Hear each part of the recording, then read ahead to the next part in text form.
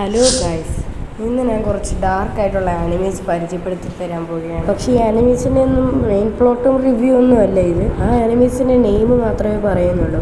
പിന്നീട് അതുപോലത്തെ റിവ്യൂ ഉള്ള വീഡിയോ വേണമെങ്കിൽ നിങ്ങൾ കമൻറ്റ് ചെയ്യുക. അപ്പോൾ നമ്മുടെ ലിസ്റ്റിലെ ഫസ്റ്റ് ആനിമിയാണ് ബെർസെർക്ക്. ഇത് അത്യാവശ്യം നല്ലപോലെ തന്നെ ഡാർക്ക്നെസ് ഉള്ള ഒരു ആനിമിയാണ്. രണ്ടാമത്തെയാണ് മോൺസ്റ്റർ.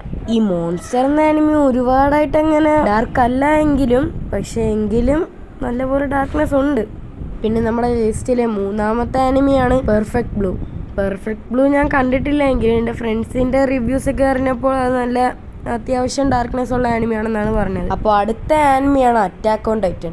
ഇത് നമ്മൾ ഈ വീഡിയോ കാണുന്ന 99% ആൾക്കാരും കണ്ടിട്ടുണ്ടെന്നാണ് തോന്നുന്നത്. ചിലപ്പോൾ അത് 100 എങ്കിലും എല്ലാവരും കണ്ടു കാണും. അപ്പോൾ ഞാൻ അതിനെപ്പറ്റിയൊന്നും പറയേണ്ടതായിട്ടില്ലല്ലോ. അപ്പോൾ അടുത്തതിലോട്ട് പോവാം.